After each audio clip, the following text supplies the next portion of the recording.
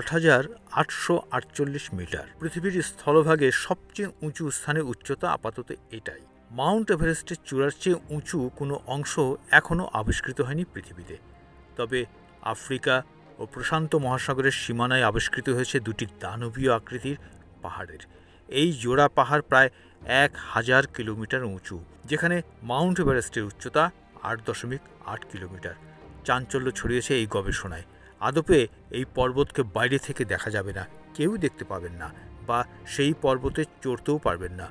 ভূপৃষ্ঠের অনেক গভীরে লুকিয়ে রয়েছে এই দুই পর্বত।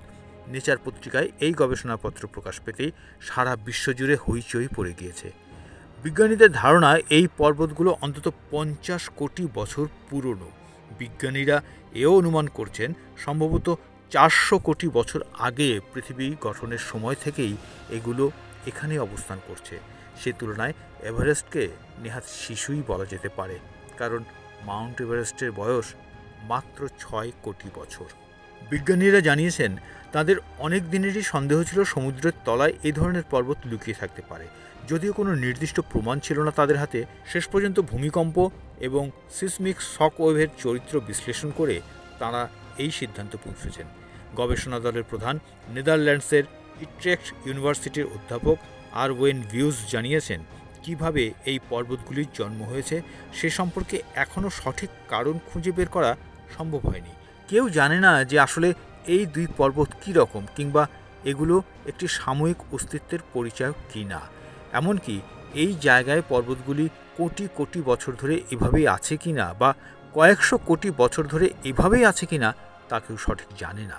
গবেষণায় প্রাথমিকভাবে যা উঠে এসেছে তাতে বলা হয়েছে টেকটনিক প্লেটের একটি সুবিশাল ক্ষেত্র দিয়ে বেষ্টিত আফ্রিকা এবং প্রশান্ত মহাসাগরের নিচে অবস্থিত এই প্লেটগুলো সাবডাকশন নামে একটি প্রক্রিয়ার মাধ্যমে ম্যান্টল বা গুরুমণ্ডলের গভীরে ডুবে যায়।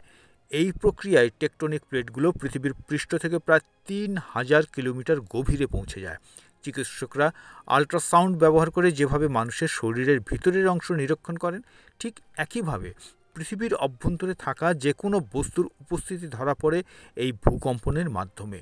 ভূকম্পের সময় সৃষ্ট তরঙ্গগুলোর মাধ্যমে গবেষকরা ভূগর্ভস্থ এই পর্বতের অস্তিত্ব শনাক্ত করেন।